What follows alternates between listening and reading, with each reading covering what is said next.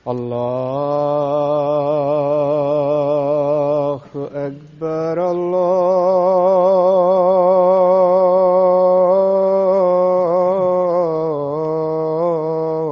الله أكبر الله أكبر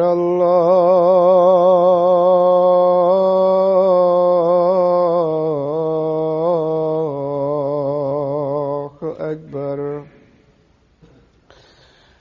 أشهد أن لا إله إلا الله.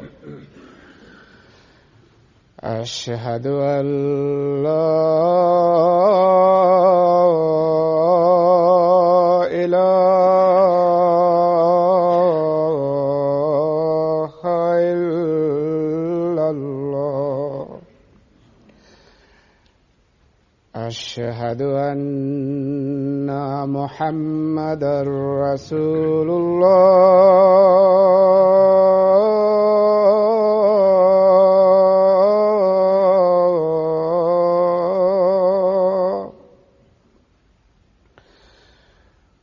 أشهد أن محمدًا رسول الله. حي على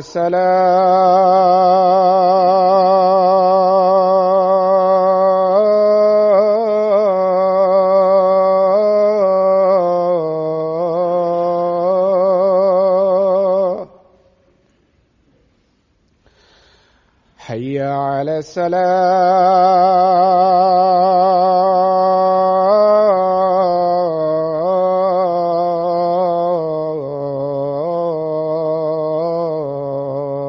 السلام. حي على الفلاح.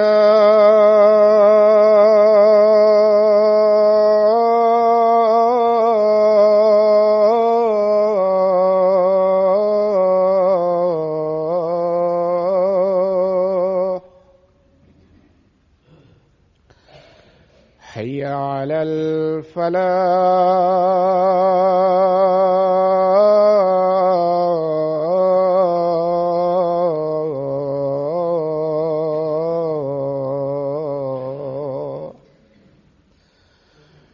الله أكبر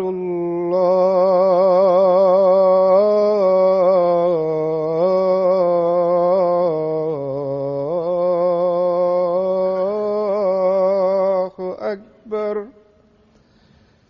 لا إله إلا الله.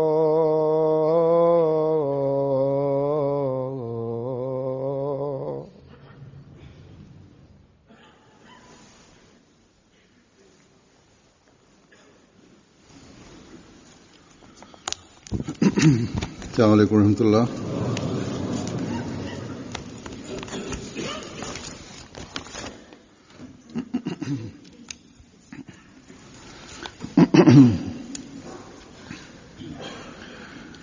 أشهد أن لا إله إلا الله وحده لا شريك له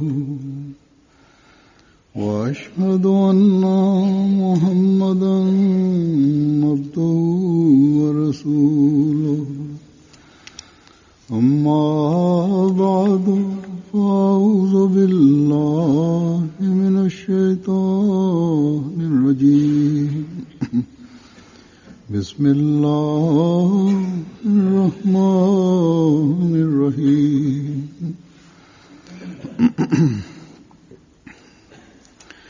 الحمد لله رب العالمين الرحمن الرحيم مالك يوم الدين إياك نعبد وإياك نستعين اهدنا الصراط المستقيم صراط الذين أنعمت عليهم غير المغضوب عليهم ولا الضالين.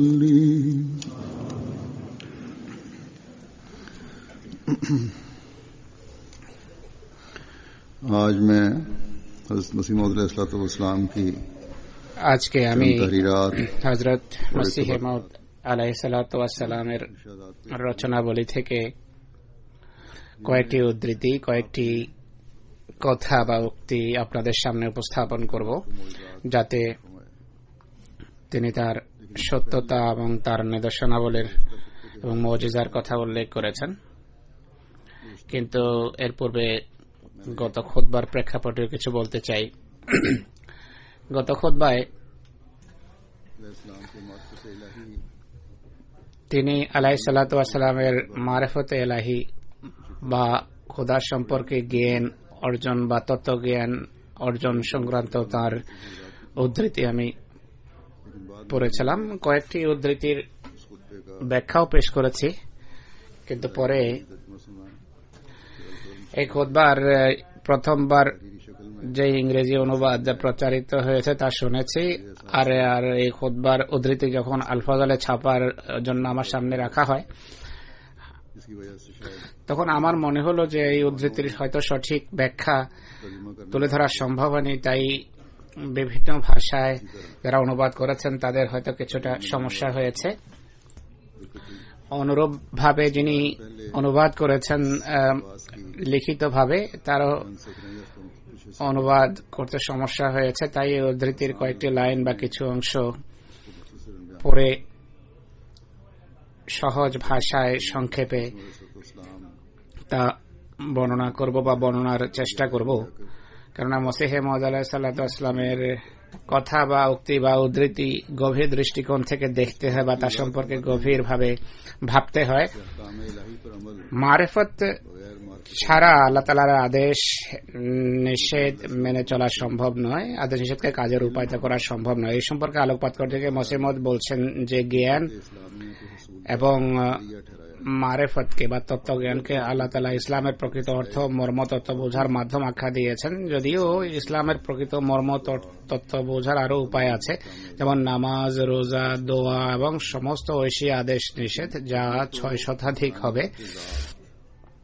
কিন্তু খোদা তাআলার পবিত্র সত্তার এক হওয়ার মাহাত্ম্য এবং আল্লাহ তাআলার জালালি এবং জামালি বৈশিষ্ট্যের জ্ঞান অর্জন, এটি সকল উসিলার উৎস এবং সকলে এর উপর নির্ভর করে। কেননা যে ব্যক্তি যার হৃদয় উদাসীন এবং যে তত্ত্বজ্ঞান সম্পর্কে সম্পূর্ণভাবে উদাসীন এবং বঞ্চিত, সে নামাজ এবং রোজা আর দোয়া করার বা অন্যান্য নেক কর্মের সুযোগ বা তৌফিক কিভাবে পেতে পারে? এই সমস্ত নেক কর্মের চালিকা শক্তি হল মারিফত বা তত্ত্বজ্ঞান, আর বাকি সমস্ত উসিলা বা উপকরণ এটি থেকেই উৎসারিত এবং এরই সাথে এরই অঙ্গ প্রত্যঙ্গ বা এটি থেকেই তা উদ্ভূত।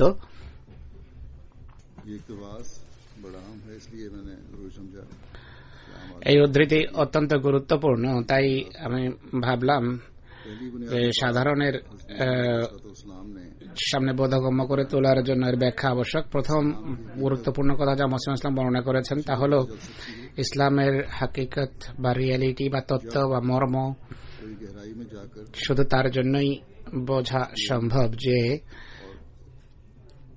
গভীর দৃষ্টিকোণ থেকে তার জ্ঞান অর্জনের চেষ্টা করে বা তত্ত্বজ্ঞানে সজ্জিত হওয়ার চেষ্টা করে।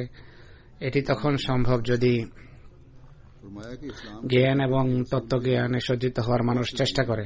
তিনি বলছেন যে ইসলামের প্রকৃত মর্ম তত্ত্ব উদ্ঘাটনের প্রকৃত অর্থে ইসলাম বোঝার অনেক উপায় আছে।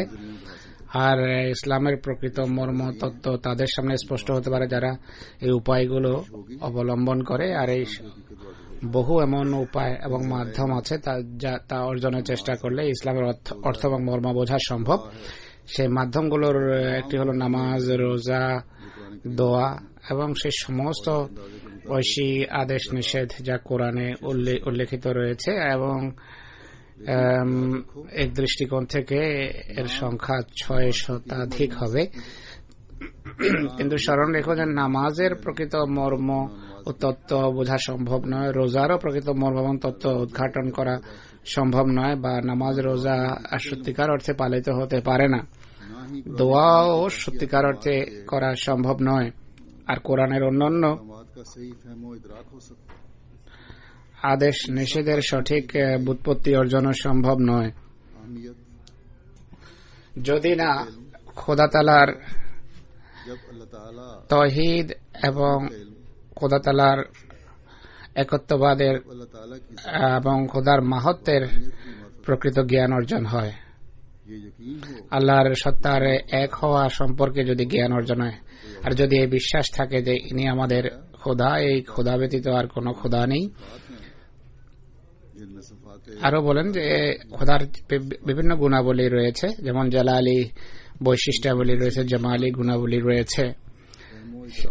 এই সমস্ত বৈশিষ্ট্যাবলীর নিত্য নতুন যে মহিমা রয়েছে, নিত্য নতুন দিক রয়েছে, সেগুলোর জ্ঞান যতদিন অর্জিত না হবে, অন্তর্দৃষ্টি অর্জিত না হবে, আল্লাহর নির্দেশ মানা সম্ভব নয়। আল্লাহর গুণাবলীর যদি জ্ঞান অর্জন হয়, তাহলে তার আদেশ এবং নিষেধ সঠিকভাবে মেনে চলা সম্ভব। এক কথায় যদি নামাজ, রোজা এবং অন্যান্য আদেশ নিষেধের প্রকৃত অর্থ মর্ম বুঝতে হয়, তাহলে আল্লাহ তাআলা যেভাবে কোরআনে অন্যত্র বলেছেন যে কুল্লু ইয়াউমিন হুয়া ফি শান, অর্থাৎ প্রতিটি মুহূর্ত খোদা তাআলা ভিন্ন মহিমায় থাকেন, এর অন্তর্দৃষ্টি বোঝা, এই বিষয়ের প্রকৃত মর্ম বুঝতে হবে। তাই ইসলামের প্রকৃত রিয়ালিটি এবং ইসলামের তত্ত্ব, মর্ম, ইবাদত এবং আল্লাহর আদেশ নিষেধ যদি বুঝতে হয়, তাহলে মৌলিক বিষয় হলো খোদার মাহাত্ম্য সম্পর্কে জ্ঞান থাকতে হবে, খোদার একত্ববাদ সম্পর্কে জ্ঞান থাকতে হবে, খোদার জালালি এবং জামালি যে সমস্ত গুণাবলী আছে এর বিভিন্ন দিক, তার প্রতাপ এবং তার সৌন্দর্যের যে বিভিন্ন রূপ আছে, দিক আছে, সেগুলো বুঝতে হবে, সেগুলো জ্ঞান থাকতে হবে।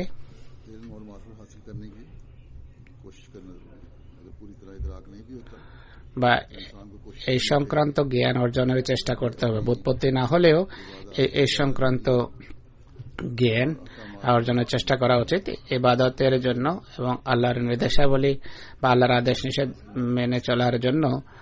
খোদার এই সমস্ত গুণাবলী সম্পর্কে জ্ঞান অর্জন এবং তত্ত্ব জ্ঞান অর্জন আবশ্যক। খোদার সমস্ত আদেশ নিষেধ মেনে চলা নির্ভর করে খোদা সংক্রান্ত মারেফতের উপর, খোদা সংক্রান্ত জ্ঞানের উপর।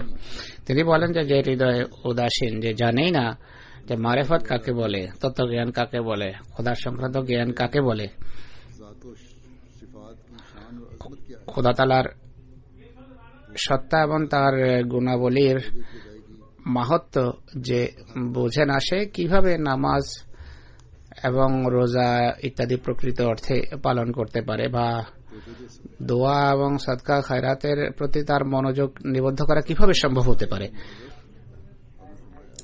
সমস্ত নেক কর্মের, মুসলিম ইসলাম বলছে যে সকল নেক কর্মের চালিকা শক্তি এটি, যার ভিত্তিতে এই চেতনা সৃষ্টি হতে পারে বা এই প্রেরণা সৃষ্টি হতে পারে, সেটি হলো মারেফত। যত বেশি খোদা সংক্রান্ত জ্ঞান অর্জন হবে, যত বেশি খোদা সংক্রান্ত তত্ত্ব জ্ঞান অর্জিত হবে, ততই ইবাদত এবং নেক কর্মের প্রকৃত মর্ম বুঝে সে নেক কর্ম করার প্রতি মনোযোগ নিবদ্ধ হবে। অতএব আমরা যদি খোদার মারেফত বা খোদার সংক্রান্ত তত্ত্বজ্ঞান অর্জনের চেষ্টা করি, তাহলে জ্ঞান অর্জনের চেষ্টা করি, তাহলেই খোদার নির্দেশ মানার প্রতি মনোযোগ থাকবে।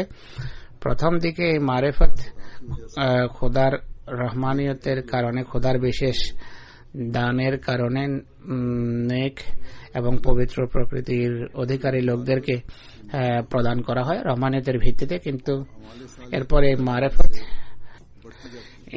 ইমানের সৌন্দর্য এবং নেক কর্ম করার ফলে উত্তরোত্তর বৃদ্ধি পেতে থাকে এবং মানুষ এমন পর্যায়ে পৌঁছে যেখানে সে প্রকৃত ইসলাম সম্পর্কে অবগত হয়। শুধু নাম সর্বস্ব ইসলাম থাকে না, তার বক্ষ এবং হৃদয় খোদার মারেফত এবং খোদার তত্ত্বজ্ঞানে আলোকিত হয়ে যায়। তো এই বিষয়ে আমাদের বা প্রকৃত মুসলমানকে বা প্রকৃত মুসলমান হওয়ার দাবি করে তাকে অর্জনের চেষ্টা করা উচিত। এই ব্যাখ্যার পর আমি সেই বিষয়ে এখন বর্ণনা করব, যার কথা প্রথম দিকে আমি উল্লেখ করেছি। হযরত মসিহে মাউদ আলাইহিস সালাতু ওয়াস সালামের পক্ষে ঐশী সমর্থন এবং নিদর্শনাবলী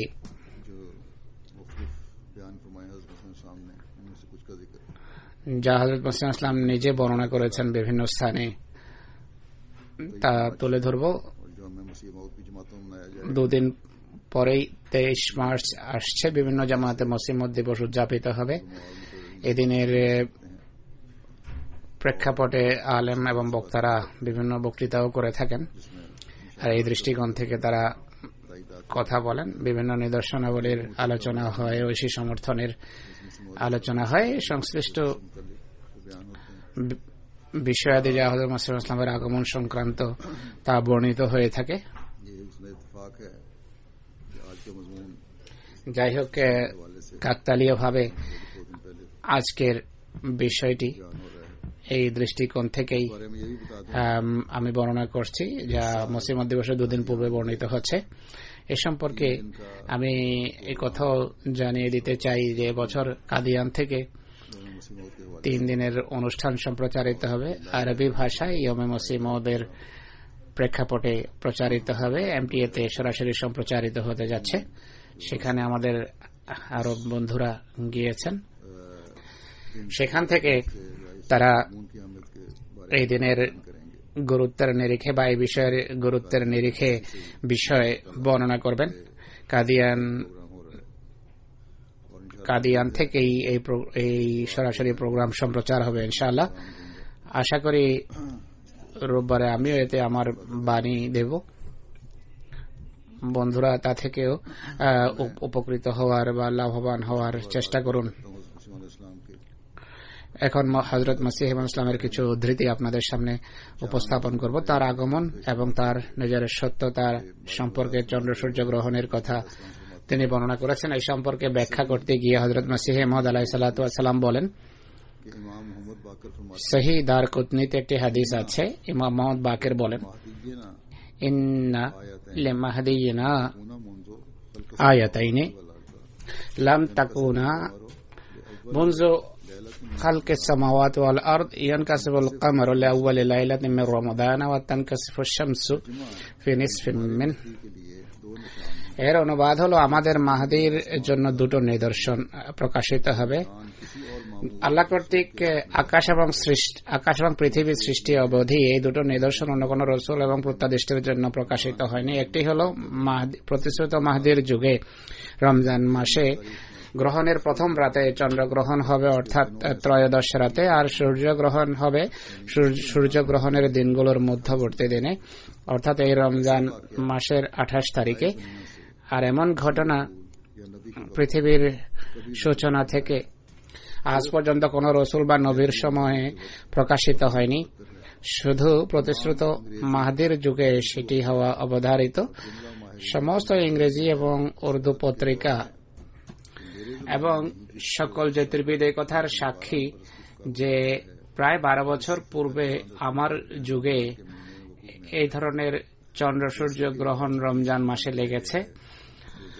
আর আরো একটি হাদিসের বর্ণনা অনুসারেও এই রমজানে এই গ্রহণ দুবার লেগেছে, প্রথমে এদেশে আর দ্বিতীয়বার লেগেছে আমেরিকা, আর উভয়বার সেই তারিখে হয়েছে যার কথা হাদিসে উল্লেখ আছে। এই গ্রহণের সময় যেহেতু প্রতিশ্রুত মাহদির দাবিকারক আমি ব্যতীত ধরা পৃষ্ঠে আর কেউ ছিল না, আর অন্য কোনো ব্যক্তি এই নিদর্শনকে নিজের মাহদি হওয়ার নিদর্শন আখ্যা দিয়ে শত শত বিজ্ঞাপন এবং বই পুস্তিকা উর্দু এবং ফার্সি ভাষায় দুনিয়াতে প্রচার করেনি। তাই এটি আমার জন্য স্বর্গীয় নিদর্শন আখ্যায়িত হলো। দ্বিতীয় প্রমাণ হলো, এই নিদর্শন প্রকাশিত হওয়ার 12 বছর পূর্বে আল্লাহ তাআলা এই নিদর্শন সম্পর্কে আমাকে সংবাদ দিয়েছিলেন যে এমন নিদর্শন প্রকাশিত হতে যাচ্ছে, আর সেই সংবাদ বারাহিন আহমদিয়ায় এই নিদর্শন প্রকাশিত হওয়ার পূর্বেই তা উল্লেখ করা হয়েছে এবং লক্ষ লক্ষ মানুষের মাঝে তা প্রচারিত হয়েছে। অনেকেই এখন চন্দ্রগ্রহণ সম্পর্কে বিভিন্ন কথা বলে থাকে, কিন্তু এর নিদর্শনের বিশেষত্ব হল হযরত মসিহ ইসলাম পূর্বেই বলেছেন যে এটি প্রকাশ পাবে। এই বিষয়ের উপর আলোকপাত করতে গিয়ে হযরত মসিহ ইসলাম আরো বলেন, এই হাদিস একটি অদৃশ্য সংবাদের উপর নির্ভরশীল যা 1300 বছর পর পূর্ণ হয়েছে। এর সার কথা হল, প্রতিশ্রুত মাহদী যখন আবির্ভূত হবেন তার যুগে রমজান মাসে চন্দ্রগ্রহণ 13তম বা 13তম রাতে লাগবে। একই মাসে 28তম দিনে সূর্যগ্রহণ হবে। আর এমন ঘটনা কোনো দাবিকারকের যুগে প্রকাশ পাবে না প্রতিশ্রুত মাহদী ছাড়া।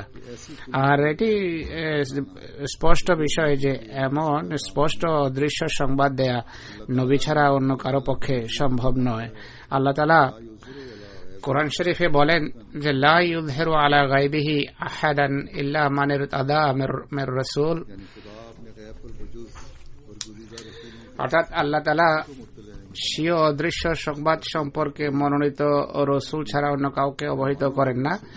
অথচ এই ভবিষ্যৎবাণী স্বীয় অর্থের নিরিখে পূর্ণরূপে প্রকাশ পেয়েছে। তাই এই অজুহাত, এই বাহানা অর্থহীন যে এটি দুর্বল হাদিস বা ইমাম বাকেরের উক্তি। সত্যিকার অর্থে এরা চায় না যে মহানবী সাল্লাল্লাহু আলাইহি ওয়াসাল্লামের কোন ভবিষ্যৎবাণী পূর্ণ হোক বা কোরআন শরীফের কোন ভবিষ্যৎবাণী পূর্ণ হোক, তা এরা চায় না। এই যে সত্যতার নিদর্শন মহানবী সাল্লাল্লাহু আলাইহি ওয়াসাল্লামের ভবিষ্যৎবাণী পূর্ণ হওয়ার প্রমাণ। তিনি বলছেন পৃথিবী সমাপ্তির দ্বার প্রান্তে, কিন্তু তাদের কথা অনুসারে এখনো শেষ যুগ সংক্রান্ত কোন ভবিষ্যৎবাণী পূর্ণ হয়নি। এই হাদিসের যে কোন হাদিস বেশি সঠিক হবে, যে হাদিসের সঠিক হওয়া সম্পর্কে মুহাদ্দিসদের কোনো ভূমিকা নেই, বরং এটি পূর্ণ হয়ে নিজেই সাক্ষ্য দিয়েছে যে এটি সবচেয়ে সঠিক একটি হাদিস। আল্লাহর নিদর্শনাবলী গ্রহণ না করা এটি ভিন্ন কথা, নতুবা এটি এক মহান নিদর্শন যা আমার পূর্বে সহস্র সহস্র আলেম এবং মুহাদ্দিসেরা এটি পূর্ণ হওয়ার অপেক্ষা করত। তারা বিভিন্ন মেম্বারে চড়ে দাঁড়িয়ে কেঁদে কেঁদে এটি স্মরণ করাতো। আর মৌলভী লক্ষুকেওয়ালে সবার শেষে এই যুগে এই সম্পর্কে তার বই আহওয়ালুল আখিরা সম্পর্কে একটা পংক্তি লিখেছেন, যাতে প্রতিশ্রুত মাহদীর আগমনের সময় উল্লেখ করেছেন। সেই সময় হলো 13তম রাতে চন্দ্রগ্রহণ হবে আর 27তম দিনে চন্দ্রগ্রহণ হবে সেই বছর রমজান মাসে।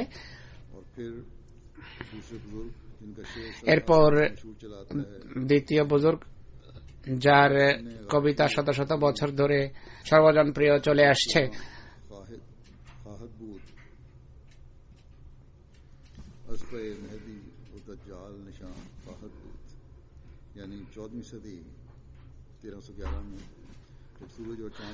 অর্থাৎ 14 শতাব্দীর 1311 সনে একই মাসে চন্দ্র সূর্য গ্রহণ হবে, আর তখন সে প্রতিশ্রুত মাহদী এবং দাজ্জাল আবির্ভূত হবে। এই পংক্তিতে চন্দ্র সূর্য গ্রহণের সন স্পষ্টভাবে উল্লেখ করা হয়েছে যে কোন সরে এই গ্রহণ লাগবে।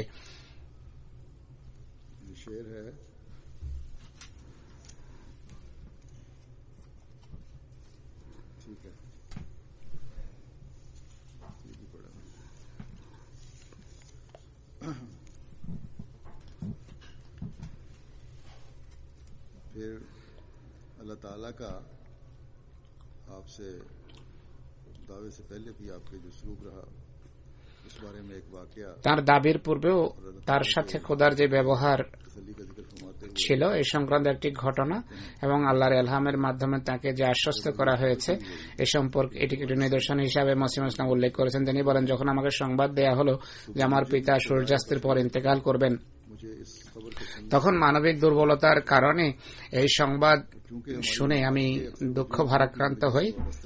আমাদের জীবন জীবিকা বেশিরভাগ ক্ষেত্রে তার আয়ের উপর নির্ভরশীল ছিল এবং ইংরেজ সরকারের পক্ষ থেকে তিনি পেনশন পেতেন আর এক বড় অঙ্কের পুরস্কারও পেতেন যা তার জীবনের সাথে সম্পর্কযুক্ত ছিল। তাই আমি ভাবলাম যে তার মৃত্যুর পর কি হবে। একটা ভীতি সঞ্চার হলো হৃদয়ে যে হয়তো কষ্ট এবং সংকীর্ণতার যুগ আসতে যাচ্ছে। এই পুরো ধারণা বিদ্যুতের মতো এক নিমেষে হৃদয়ে জাগ্রত হয়। তখন তন্দ্রার অবস্থায় দ্বিতীয় এলহাম হয় যে আলাইসাল্লাহু বিকাফিন আবদাহু, অর্থাৎ আল্লাহ কি তার বান্দার জন্য যথেষ্ট নয়। এই খোদার এই এলহামের মাধ্যমে হৃদয় এতটা দৃঢ়তা লাভ করে যেন কোনো বেদনাদায়ক ক্ষত কোন মলমের মাধ্যমে নিমিষে উপশমিত হয়। আর এই অভিজ্ঞতা বারবার হয়েছে যে আল্লাহ তাআলার ওয়াহী বা ওয়াহিতে হৃদয়কে প্রশান্ত করার একটা বিশেষ ব্যক্তিগত বৈশিষ্ট্য আছে। আর এই বৈশিষ্ট্যের মূল হলো সেই দৃঢ় বিশ্বাস যা ওয়াহির উপর প্রতিষ্ঠিত হয়। সেই সকল লোকদের এলহামের জন্য পরিতাপ। কেমন এলহাম? এলহাম লাভের দাবি সত্ত্বেও তারা এটিও বলে যে আমাদের এলহাম অনুমান ভিত্তিক, জানি না শয়তানি এলহাম নাকি রহমানি এলহাম। এমন এলহামের ক্ষতি তার লাভের তুলনায় অনেক বেশি। কিন্তু আমি আল্লাহর কসম খেয়ে বলছি যে আমি এই সকলে এলহামে সেভাবে বিশ্বাস রাখি, ইমান আনছি যেভাবে কোরআনে এবং আল্লাহর অন্যান্য ঐশিক গ্রন্থে আমার ইমান রয়েছে। যেভাবে আমি কোরআনকে নিশ্চিত এবং সুনিশ্চিত ভাবে আল্লাহর বাণী মনে করি, একইভাবে এই কালাম বা বাণী যা আমার প্রতি অবতীর্ণ হয় ঠিক আল্লাহর কালাম বা বাণী হিসেবে বিশ্বাস করি। কেননা এর সাথে আমি ঐশী উজ্জ্বল ও আলো দেখি আর এর সাথে আল্লাহ তাআলার পবিত্র শক্তির প্রমাণ দেখি। এক কথা আমার প্রতি যখন এলহাম হলো যে আলাইসাল্লাহু বিকাফিন আবদাহু, তখনই আমি বুঝতে পেরেছি যে আল্লাহ তাআলা আমাকে ধ্বংস করবেন না। তখন কাদিয়ান নিবাসী এক হিন্দু খত্রি মালাওমাল, যে কাদিয়ান নিবাসী সে এখনো জীবিত, তার কাছে সে এলহাম লিখলাম এবং পুরো কাহিনী তাকে শোনালাম, পুরো ঘটনা শোনালাম। তাকে অমৃতসর পাঠালাম। হাকিম মৌলভী মোহাম্মদ শরীফ কালানুরির মাধ্যমে তা কোনো আংটিতে খচিত করে বা খোদিত করে যেন আংটি বানিয়ে নিয়ে আসে। এই কাজের জন্য বিশেষভাবে এই হিন্দুকে বেছে নেওয়ার কারণ হলো তাকে এই অসাধারণ ভবিষ্যৎবাণীর সাক্ষী করা।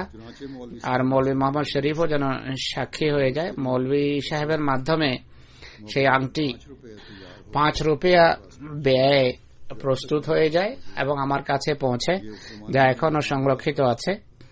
এটি এই এলহাম সেই যুগে হয়েছে যখন আমাদের জীবন জীবিকার পুরো ভিত্তি ছিল আমাদের পিতার সামান্য আয়ের উপর। আর বাইরের এক ব্যক্তিও আমাকে জানতো না, আর আমি এক অপরিচিত ব্যক্তি ছিলাম যে কাদিয়ানের মতো বিরান গ্রামে নিভৃত কোণে জীবনযাপন করত। এরপর আল্লাহ তাআলা তার ভবিষ্যৎবাণী অনুসারে এক বিশাল জগৎ আমার প্রতি আকৃষ্ট করেন আর এমন ভাবে আর্থিক সাহায্য করেন যার কৃতজ্ঞতা প্রকাশের ভাষা আমার কাছে নেই। নিজের অবস্থার প্রতি তাকিয়ে আমার মাসে 10 রুপিয়া আসারও আশা ছিল না, কিন্তু আল্লাহ তাআলা যেন দরিদ্রদের মাটি থেকে উঠিয়ে উন্নতি দেন আর অহংকারীদেরকে ধূলিসাৎ করেন। তিনি এমন ভাবে আমায় সাহায্য করেন যে আমি নিশ্চিত করে বলতে পারি এখন পর্যন্ত 3 লক্ষাধিক রুপিয়া এসেছে, হয়তো আরো বেশি হবে।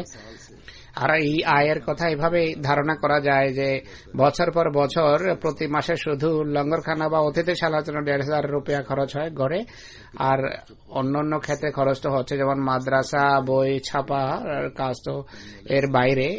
তাই ভাবা উচিত যে ভবিষ্যৎবাণী অর্থাৎ আলাইসাল্লাহু বিকাফিন আবদাহু কত স্পষ্ট ভাবে, কত স্বচ্ছতার সাথে পূর্ণ হয়েছে। এটি কোন প্রতারকের কাজ হতে পারে কি বা শয়তানি কুমন্ত্রণা বলা যেতে পারে কি এটিকে? মোটেই নয়, বরং এটি সেই খোদার কাজ যার হাতে সম্মান ও অসম্মান এবং অমঙ্গল নিহিত।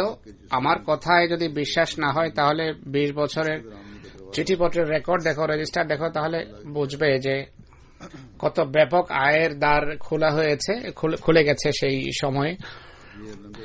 এখন এই যে লঙ্গরখানা বা আতিথেয়তা বিভাগ বা জিয়াফত যা সারা পৃথিবীতে জারি রয়েছে, এখানেও সেই ব্যবস্থা রয়েছে। এখানে খেলাফতের কারণে স্থায়ী ভিত্তিতে এটি প্রতিষ্ঠিত। এটি একটি মসজিদের কাজের গুরুত্বপূর্ণ দিক বা শাখা।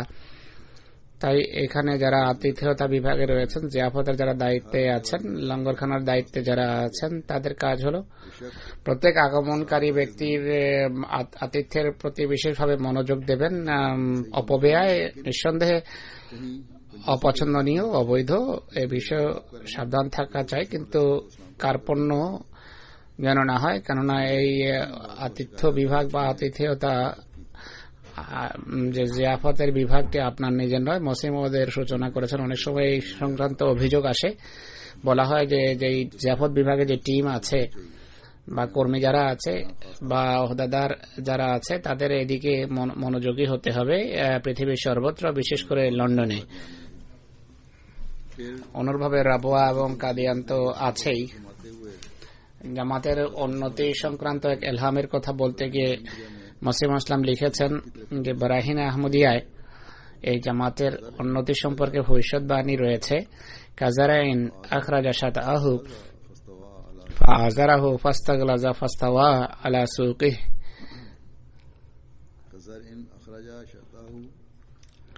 কাজারাইন আখরাজা শাতাহু ফাআযারাহু ফাস্তাগলাযা ফাস্তাওয়া আলা সুকিহি। প্রথমে একটা বীজ হবে যা অঙ্কুরিত হবে, এরপর সুঠাম চারায় রূপ নেবে, এরপর নিজ কাণ্ডের উপর দণ্ডায়মান হবে। এটি অসাধারণ ভবিষ্যৎবাণী। এই জামাত সৃষ্টির এবং জামাতের উন্নতি সম্পর্কে আজ থেকে 25 বছর পূর্বে ভবিষ্যৎবাণী করা হয়েছিল, এমন সময় যখন কোনো জামাতও ছিল না, আর আমার হাতে কেউ কারো বয়ত ছিল না, বরং কেউ আমার নাম সম্পর্কেই অবহিত ছিল না। এরপর আল্লাহর বিশেষ কৃপা এবং অনুগ্রহ এই জামাত সৃষ্টি করেছে। এখন এর মান্যকারীর সংখ্যা 3 লক্ষাধিক। যে যুগে মসিম আসলাম লিখছেন সেই যুগের সংখ্যা এটি। তিনি বলেন, আমি ছোট বীজ তুল্য ছিলাম, আল্লাহর হাতে যা বপিত হয়েছে। এরপর দীর্ঘকাল আমি সুপ্ত গুপ্ত প্রচ্ছন্ন ছিলাম। এরপর আমার আবির্ভাব হয়, অনেক শাখা আমার সাথে সম্পর্ক স্থাপন করে।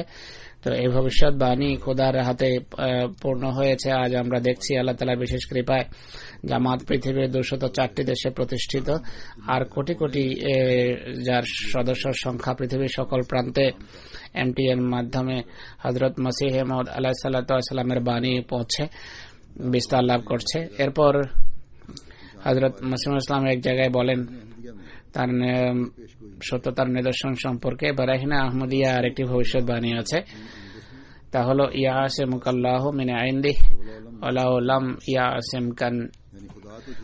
ইয়াসিমকান নাস। খোদা স্বয়ং তোমাকে সমস্ত বিপদ আপদ থেকে রক্ষা করবেন, মানুষ পছন্দ করবে না যে তুমি বিপদ আপদ থেকে রেহাই পাও। এটি সেই যুগের ভবিষ্যৎবাণী যখন আমি নিভৃত কোণে জীবন যাপন করতাম, আমার হাতে কোনো বয়ৎকারীও ছিল না, আর আমার কেউ শত্রুও ছিল না। আল্লাহ যে রক্ষা করবেন এই প্রশ্নটা তখন আসে যখন কেউ কাউকে জানে, কিন্তু মসিহ ইসলামকে তখন কেউ জানতোই না। তিনি বললেন, মসিহ মওউদ হওয়ার দাবি করার পর সমস্ত মৌলবি এবং তাদের সাঙ্গপাঙ্গরা আগুনের মতো হয়ে যায়, তেলে বেগুনে জ্বলে ওঠে। সেই যুগে মার্টিন ক্লার্ক নামে এক পাদ্রী আমার বিরুদ্ধে হত্যার মামলা করে। সেই মামলায় আমার যে অভিজ্ঞতা হয়েছে তা হলো, পাঞ্জাবের মৌলবিরা আমার রক্ত পিপাসু।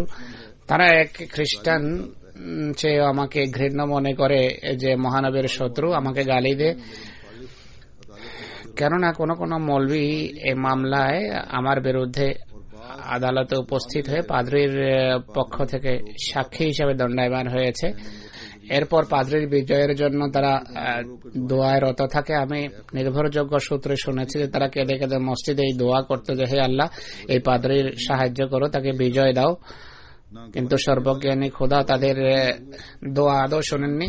সাক্ষীরা তাদের সাক্ষ্যে সফল হয়নি, আর দোয়াকারীদের দোয়া গৃহীত হয়নি। এই হলো আলেম, ধর্মের তত্ত্বাবধায়ক। আর এরা এমন মানুষ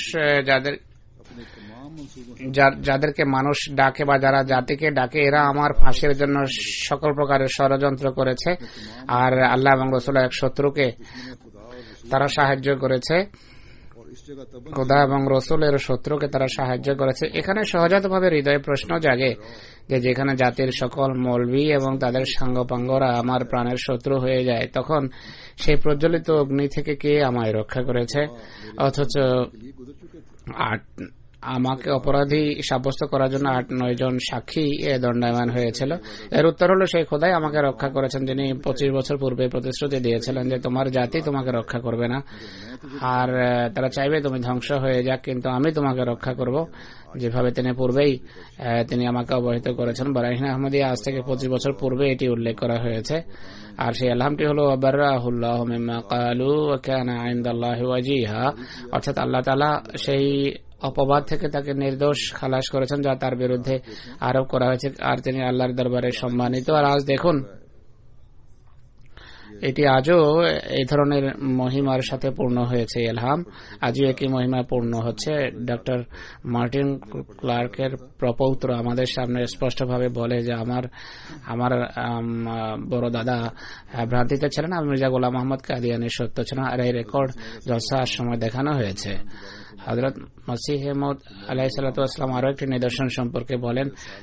মৌলভী গোলাম দস্তগীর কসুরি তার পুস্তিকা ফাতহে রহমানি, যা 1315 হিজরিতে আমার বিরোধিতায় আহমদী ছাপাখানা লুধিয়ানা থেকে ছেপেছে, যাতে মোবাহেলার মতো করে আমার বিরুদ্ধে দোয়া করেছে, যা এই বইয়ের 26-27 পৃষ্ঠায় উল্লেখিত আছে।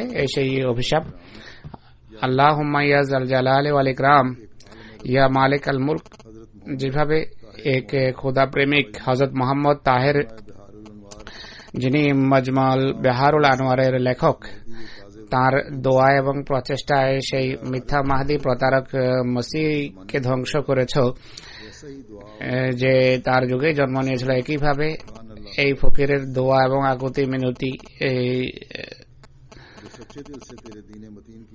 যে আন্তরিক ভাবে তোমার ধর্মের কাজে নিয়োজিত, তার চেষ্টা হলো তুমি মির্জা কাদিয়ানি এবং তার অনুসারীদেরকে প্রকৃত অর্থে তওবার তৌফিক দাও, আর যদি তাদের অদৃষ্টে এটি না থাকে তাহলে তাদের এই কোরআনী আয়াতের পরিপূরণ স্থল করো। ফাকুতে দাবরুল কওমিল্লাযিনা যালামু আলহামদুলিল্লাহি রাব্বিল আলামিন ইন্নাকা আলা কুল্লি শাইইন কাদির ওয়া বিল ইজাবাতি জাদীদ আমিন। অর্থাৎ যারা জালেম এবং অত্যাচারী তাদের মূল যেন কেটে দেয়া হয়, আর সকল প্রশংসা আল্লাহর, তুমি সর্বশক্তিমান, আর তুমি দোয়া গ্রহণকারী। এই বইয়ের 26তম পৃষ্ঠায় টিকায় আমার সম্পর্কে মৌলভী সাহেব লিখেছে, কসুরি যে লিখেছে যে তাব্বাল্লাহু ওয়ালে আতবাইহি, অর্থাৎ সে এবং তার অনুসারীরা ধ্বংস হোক। এই দোয়া লিখেছে বইয়ের 26 পৃষ্ঠার টিকায়। অর্থাৎ খোদার কৃপায় আমি এখনো জীবিত, আর আমার অনুসারী সেই যুগ থেকে প্রায় 85 জন বেশি। এখন তো শত শত হাজার হাজার আল্লাহ তাআলার ফজল হুজুর বলছেন। আর এটি স্পষ্ট যে মৌলভী গোলাম দস্তগীর আমার সত্যবাদী এবং মিথ্যাবাদী হওয়ার সিদ্ধান্ত আয়াত খুতিয়া দাবরুল কওমিল্লাযিনা কাযাবুর উপর ছেড়েছিল, যার যে আয়াতের এখানে অর্থ হবে যে অত্যাচারী তার মূল কেটে দেয়া হোক। আর এটি কোনো জ্ঞানী ব্যক্তির অজানা নয় যে এই আয়াতের বিষয়বস্তু সর্বজনে, আর এর প্রভাব জালেম উপর পড়ে, আর জালেম বা অত্যাচারী এর ফলে ধ্বংস অবধারিত ছিল। গোলাম দস্তগীর আল্লাহর দৃষ্টিতে জালেম বা অত্যাচারী ছিল, অন্যায়কারী ছিল, তাই সে কোনো অবকাশ পায়নি। সে নিজের বইয়ের ছাপাটাও দেখে যেতে পারেনি, তার পূর্বেই মারা যায়। সবাই জানে যে এই দোয়ার কয়েকদিন পরেই সে মারা গেছে। অনেক নির্বোধ মৌলবি লেখে যে গোলাম দস্তগীর কোনো মুবাহেলা করেনি, শুধু জালেম বা অত্যাচারের বিরুদ্ধে অভিশাপ দিয়েছে। আমি বলছি যে আমার মৃত্যুর মাধ্যমে সে সিদ্ধান্ত চেয়েছে, আমাকে জালেম এবং অত্যাচারী অন্যায়কারী আখ্যা দিয়েছে, তাই সেই অভিশাপ তার বিরুদ্ধে কেন গেল? আর এমন ভঙ্গু দুর্বল সময় যখন মানুষ ঐশী সিদ্ধান্তের অপেক্ষায় ছিল, তখন গোলাম দস্তগীরকে কেন ধ্বংস করলো? সে দোয়ায় এটি চেয়েছে যে আমি ধ্বংস হয়ে যাই। পৃথিবীর সামনে এটি প্রমাণ করতে চেয়েছে যে যেভাবে মোহাম্মদ তাহেরের অভিশাপে মিথ্যা মাহাদি এবং মিথ্যা মসজিদ ধ্বংস হয়েছে, একইভাবে আমার অভিশাপে এই ব্যক্তি ধ্বংস হোক। কিন্তু প্রশ্ন হল এই দোয়ার প্রভাব উল্টা কেন পড়লো? এটি স্পষ্ট যে মোহাম্মদ তাহেরের দোয়ায় মিথ্যা মসি এবং মাহাদি ধ্বংস হয়েছে, আর সেই মোহাম্মদ তাহেরের অনুকরণে ने मेरे पर बददुआ की थी। গোলাম দস্তগীর আমার বিরুদ্ধে দোয়া করেছে।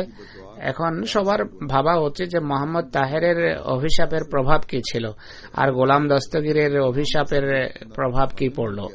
যদি বলো যে গোলাম দস্তগীর দৈব ক্রমে বা কাকতালীয় ভাবে মারা গেছে, তাহলে একই সাথে এটিও বলতে হবে যে সেই মিথ্যাবাদীও দৈব ক্রমে মারা গেছে। মোহাম্মদ তাহেরের কোনো কেরামত ছিল না। লানাতুল্লাহ আলাল কাযিবিন। मरने पर गुजर गए हैं जो जालिम গোলাম দস্তগীরের ধ্বংস হওয়ার পর প্রায় 11 বছর কেটে গেছে। যে জালেম অত্যাচারী ছিল, আল্লাহ তাকে ধ্বংস করেছেন, তার ঘর ধ্বংস হয়েছে।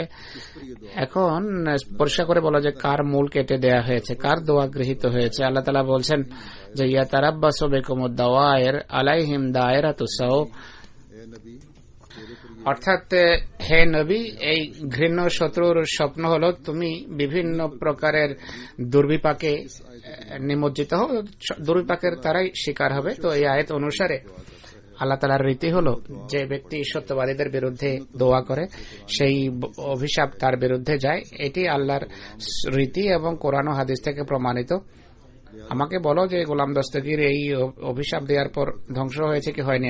এছাড়া আমাকে অবহিত করো মোহাম্মদ তাহেরের অভিশাপে মিথ্যা মসি ধ্বংস হয়েছে, আমার বিরুদ্ধে যে দোয়া করেছে নিজে ধ্বংস হয়েছে। আল্লাহ তাআলা আমাকে দীর্ঘজীবী করেছেন, এরপর 11 বছর আমি জীবিত, কিন্তু গোলাম দস্তগীর স্বল্পকালও অবকাশ পাইনি।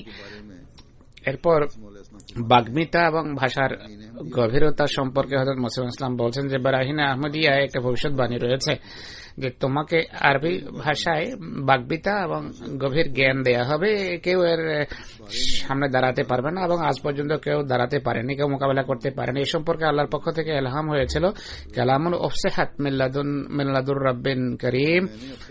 किताबें बनाई हैं जिनमें से बाज़ আমি আজ পর্যন্ত যে সমস্ত আরবি বই লিখেছি, যে এগুলোর কতক গদ্য কতক পদ্য বিরোধী আলেমের কোন দৃষ্টান্ত উপস্থাপন করতে পারেনি। এর বিস্তারিত বিবরণ হলো, প্রথমটি হলো এনজামে আথমের পরিশিষ্ট 73 পৃষ্ঠা থেকে 282 পর্যন্ত আরবিতে লিখেছি। তাবলীগ আয়না কামারাত ইসলামের পরিশিষ্ট কেরামাতুস সাদিকিন, হামামাতুল বুশরা, সিরাতুল আবদাল, নুরুল হক প্রথম খণ্ড, নুরুল হক দ্বিতীয় খণ্ড, তোহফায়ে বাগদাদ, এজাজুল মসি, ইতমামুল হুজ্জাহ, হুজ্জাতুল্লাহ, সিরুল খিলাফা, মুআহিবুর রহমান, এজাজে আহমদি, খুতবায়ে ইলহামিয়া, আল হুদা, আলামাতুল মুকাররবিন, তাজকিরাতুশ শাহাদাতানির একটা অংশ বা পরিশিষ্ট আরবিতে। আর সেই সমস্ত বই বা গ্রন্থাবলী যা আরবিতে লেখা হয়েছে কিন্তু এখন পর্যন্ত ছাপা হয়নি, তারগিবুল মুমিনিন, লুজ্জাতুন নূর, মজমুল হুদা,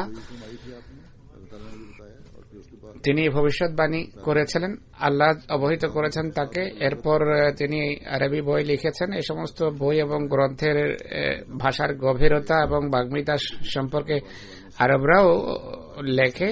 কয়েক খুতবা পূর্বে আমি বিভিন্ন উদ্ধৃতির বা বিভিন্ন ঘটনার বেড়াতে এই সম্পর্কে আমি খুতবা দিয়েছিলাম। এরপর হযরত মসিহ ইসলাম বলছেন যে একবার এক হিন্দু সাহেব আমার কাছে কাদিয়ান আসেন, তার নাম মনে নেই। তিনি বলেন যে আমি একটি সর্বধর্ম সম্মেলন করতে চাই, আপনি আপনার ধর্মের সৌন্দর্য বর্ণনা করে প্রবন্ধ লিখুন যেন এই জলসায় পড়া যেতে পারে। আমি অপারগতা প্রকাশ করলাম। তিনি জোর দেন, বলেন যে অবশ্যই লেখেন। হুজুর বলেন যে আমি যেহেতু জানি যে নিঃশক্তি বলে আমি কিছুই করতে পারি না, বরং আমার কোনো শক্তিই নেই। আল্লাহ যদি কথা না বলেন আমি বলতে পারি না, আল্লাহ যদি কিছু না দেখান আমার জন্য দেখা সম্ভব নয়। আমি আল্লাহ তাআলার দরবারে দোয়া করি যে হে আল্লাহ, আমার হৃদয়ে তুমি এমন প্রবন্ধ সঞ্চার করো যা এই জলসার সমস্ত প্রবন্ধের উপর জয়যুক্ত হবে। দোয়ার পর দেখি যে আমার ভিতর এক স্বর্গীয় শক্তি কাজ করছে। একটা স্বর্গীয় শক্তি আমার মাঝে আমি সক্রিয় দেখি। আমার বন্ধু যারা তখন উপস্থিত ছিলেন তারা জানেন যে এই প্রবন্ধের জন্য কোনো পাণ্ডুলিপি আমি লিখিনি, যা কিছু লিখেছি উপস্থিত লিখেছি। আর এত দ্রুত এবং এত তাড়াতাড়ি লিখছিলাম যে লিপিকারের জন্য লেখা কঠিন হচ্ছিল। আমি প্রবন্ধ লেখা যখন শেষ করি, আল্লাহ তাআলার পক্ষ থেকে ইলহাম হয় যে মজমুন বা আলা রাহা প্রবন্ধ জয়যুক্ত হবে। সার কথা হলো সেই প্রবন্ধ যখন এই জলসায় পড়া হয় পড়ার সময় শ্রোতারা ছিল সকলেই অভিভূত। সবার পক্ষ থেকে সাধুবাদ আসতে থাকে। সেই হিন্দু সাহেব যিনি এই অধিবেশনের সভাপতি ছিলেন, তার মুখ থেকে অবলীলা এই বাক্য বেরিয়ে যায়, এই প্রবন্ধ সকল প্রবন্ধের উপর জয়যুক্ত হয়। সিভিল অ্যান্ড মিলিটারি গ্যাজেট, যা লাহোর থেকে প্রকাশিত হয় ইংরেজি ভাষায়, তাতেও এটি ছাপে যে এই প্রবন্ধ জয়যুক্ত হয়েছে। 20-এর মতো এমন উর্দু পত্রিকা রয়েছে যাতে একই সাক্ষ্য দেয়া হয়েছে। এই সমাবেশে কতক বিদেশি ছাড়া সবার মুখে এই বাক্যই ছিল যে এই প্রবন্ধই জয়যুক্ত হয়েছে। আজ পর্যন্ত শত শত এমন মানুষ জীবিত আছে যারা এই সাক্ষ্যই দিচ্ছেন।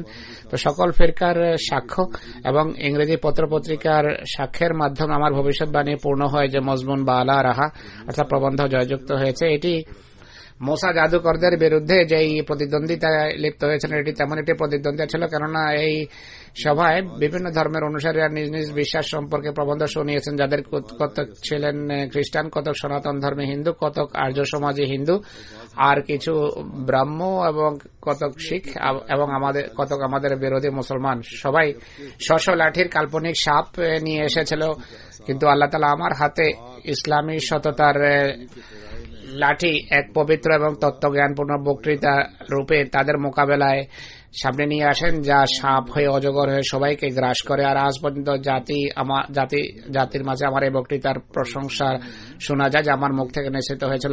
সকল প্রশংসা আল্লাহর। এটি শুধু সেই যুগেই নয়, বরং আজও পাঠক এই কথা স্বীকার করে। তাই আমি সবসময় বলি যে এই বই বিভিন্ন জায়গায় প্রচারিত হওয়া উচিত। অনেক আহমদী আমাকে পত্র লেখে যে বই পড়ার পর ইসলামের সৌন্দর্য সম্পর্কে আমরা অবগত হয়েছি।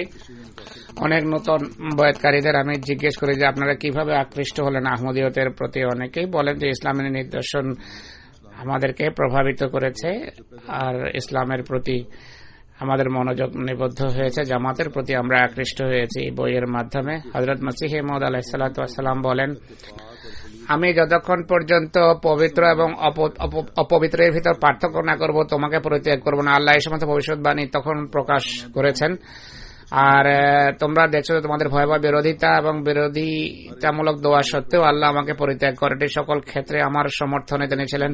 প্রত্যেক পাথর যা আমার প্রতি নিক্ষিপ্ত হয়েছে তিনি নিজ হাতে নিয়েছেন। প্রত্যেক তীর যা আমার প্রতি নিক্ষিপ্ত হয়েছে তিনি সেই তীর শত্রুর প্রতি পরিচালিত করেন। আমি অসহায় ছিলাম, তিনি আমাকে আশ্রয় দিয়েছেন। আমি একা ছিলাম, তিনি আমাকে নিজ আঁচলে ঠাঁই দিয়েছেন। আমি কিছুই ছিলাম না, তিনি আমাকে সম্মানের সাথে খ্যাতি দিয়েছেন।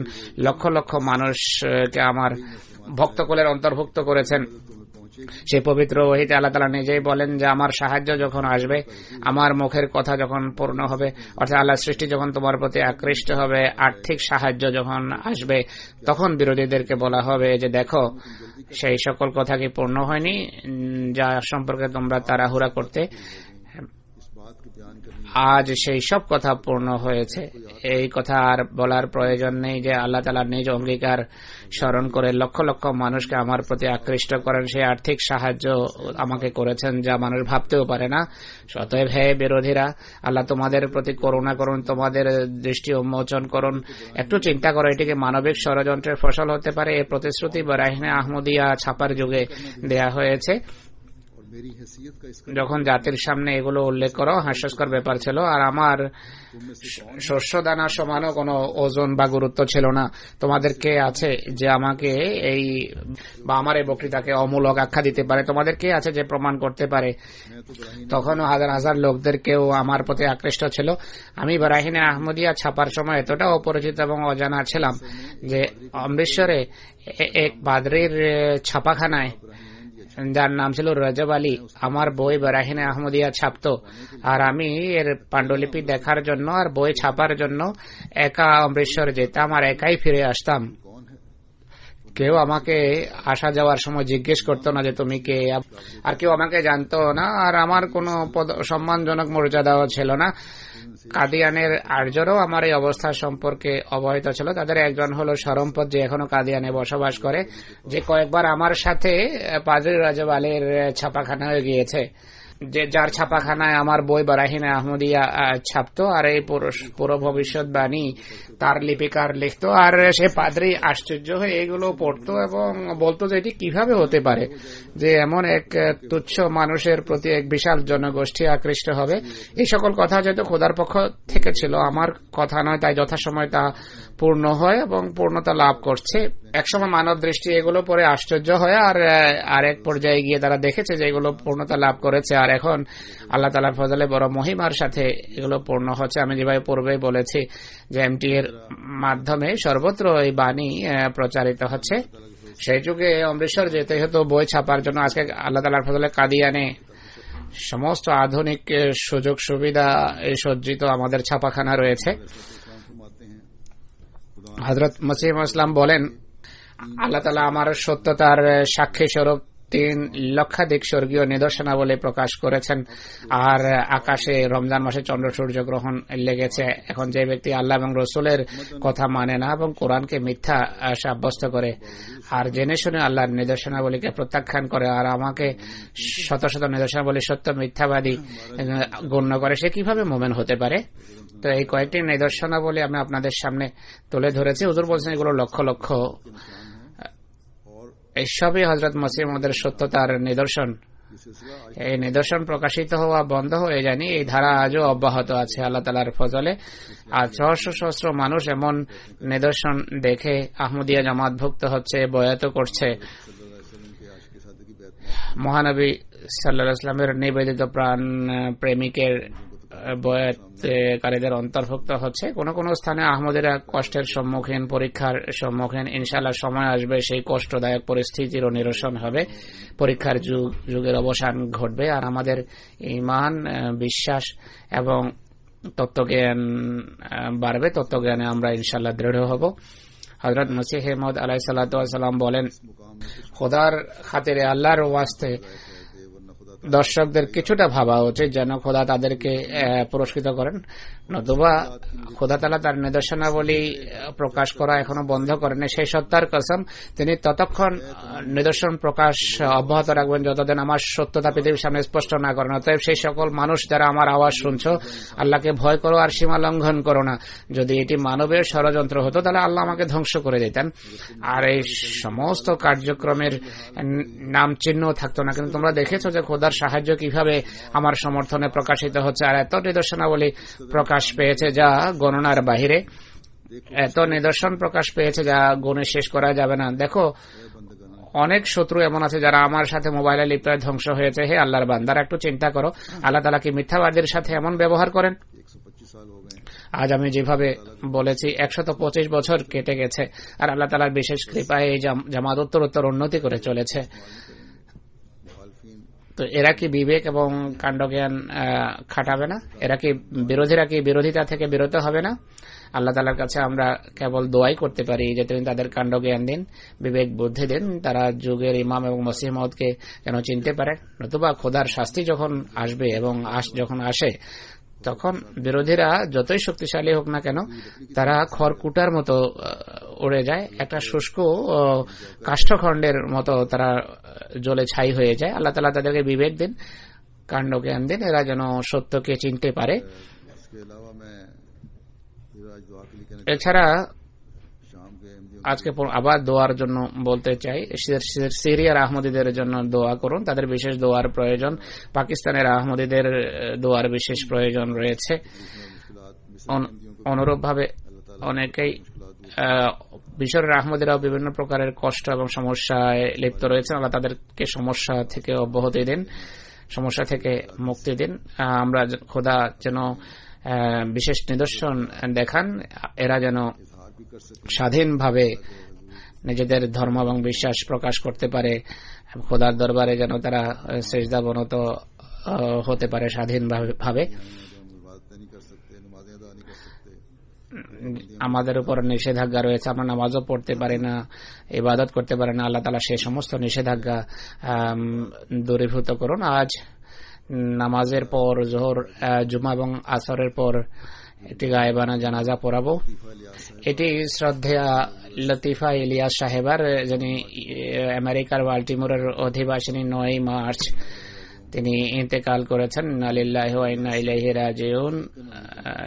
মহতরমা লতিফা ইলিয়াস সাহেবা আফ্রিকান আমেরিকান মহিলা ছিলেন। ইসলাম এবং আহমদিয়ত গ্রহণ করেছেন 50 বছরের অধিক কাল পূর্বে। মৃত্যুর সময় তার বয়স ছিল 76 বছর। অত্যন্ত সরল, মুখলেস এবং মুত্তাকি আহমদী ছিলেন। খেলাফতের প্রতি অশেষ ভালোবাসা ছিল। মসজিদের জন্য তিনি প্রাণ ছিলেন। তিনি এক ছেলে জামাল ইলিয়াস রেখে গেছেন, যিনি নিবেদিত প্রাণ একজন আহমদী, নিষ্ঠাবান আহমদী। জামাতের প্রেসিডেন্ট সাহেব লেখেন, সীমিত সাধ্য সত্ত্বেও সিস্টার লতিফা তার ঘর থেকে পরিষ্কার পরিচ্ছন্নতার জন্য সব উপকরণ নিয়ে এসে মসজিদের পরিচ্ছন্নতায় লেগে থাকতেন। প্রায় সময় চেষ্টা করতেন যে পরিষ্কার পরিচ্ছন্নতার সময়, মসজিদ পরিষ্কার করার সময় যেন কেউ তাকে না দেখে, যেন কোন প্রকারের প্রদর্শন বা লোক দেখানো ভাব মাথায় জন্ম না নেয়। সবসময় আল্লাহ তাআলার প্রশংসা এবং তাসবিহে রত থাকতেন মসজিদ পরিষ্কার করার সময় আর এমনিতেও। রমজান মাসে ইফতারের 2 ঘন্টা পুরো মসজিদ এসে যেতেন, মসজিদ পরিষ্কার কাজে লেগে যেতেন। কখনো কোনো প্রকারের অভিযোগ করেননি যে কেন মানুষ ময়লা করে বা নোংরা করে।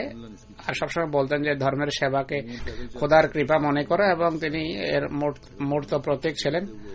70 বছর বয়সে হেঁটে মসজিদে আসতেন। কোন আহমদী আসার সময় তাকে শ্রদ্ধাবশত কেউ নিজ গাড়িতে বসিয়ে তাকে মসজিদ আনার প্রস্তাব দিলে তিনি বলতেন যে না, মসজিদে যদি হেঁটে যাওয়া হয় প্রতিটি পদক্ষেপের জন্য সওয়াব রয়েছে, তাই আমাকে যেতে দাও। তিনি নিরাপত্তার ডিউটিও করতেন, সিকিউরিটির দায়িত্ব পালন করতেন। বেশ কয়েক বছর স্থানীয় লাজনা সেক্রেটারি মাল এবং সেক্রেটারি খেদমতে খালকের দায়িত্ব অতি উত্তম ভাবে পালন করেছেন। কখনো ব্যক্তিগত কোনো বিদ্বেষ কারোর সাথে বিরুদ্ধে ছিল না। বাচ্চাদের প্রতি অত্যন্ত স্নেহ প্রবণ ছিলেন। খুতবা শোনার প্রতি তার বিশেষ মনোযোগ ছিল। এমটিএ খুতবা শুনতেন এবং খুতবার প্রশংসা করতেন। জুমায় যাওয়া তো তার জন্য অবশ্যভাবে ছিল, অবশ্যই যেতেন। তার ছেলে জামাল ইলিয়াস কয়েক সপ্তাহ জুমায় আসতে পারেননি। তাকে জিজ্ঞেস করেছেন কেন আসনি, তিনি বলেন যে নতুন চাকরির কারণে আসা সম্ভব হয়নি।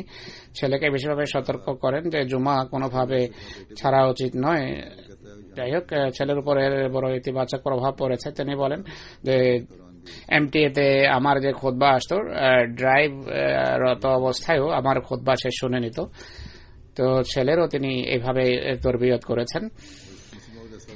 যিনি লিখেছেন তিনি এই কথাও লিখেছেন যে এই ভদ্র মহিলা মসিহুল ইসলামের সত্যতার এক সুন্দর নিদর্শন ছিলেন, খেলাফতের জন্য ছিলেন নিবেদিত। আল্লাহ তাআলা তার প্রতি মাগফিরাত করুন। আর সেই সকল লোকদের এদিকে মনোযোগ দেওয়া উচিত যারা খুতবাকে কোনো গুরুত্ব দেন আর এমটিএতে খুতবা শুনে না। সবাই যদি এমটি এর সাথে সংশ্লিষ্ট হয়ে যায়, সম্পৃক্ত হয়ে যায়, জামাতের প্রত্যেক ব্যক্তি আর এর প্রতি যদি মনোযোগ নিবদ্ধ করে, তাহলে আল্লাহ তাআলার ফজলে জামাতের তরবিয়তের মান অনেক উন্নত হতে পারে। আল্লাহ তাআলা সবাইকে তৌফিক দেন। আল্লাহ তাআলা মরহুমার পদমর্যাদা উন্নীত করুন। তার ছেলেকে তার সকল নেকি এবং পুণ্যকে জীবিত রাখার এবং ধরে রাখার তৌফিক দান করুন।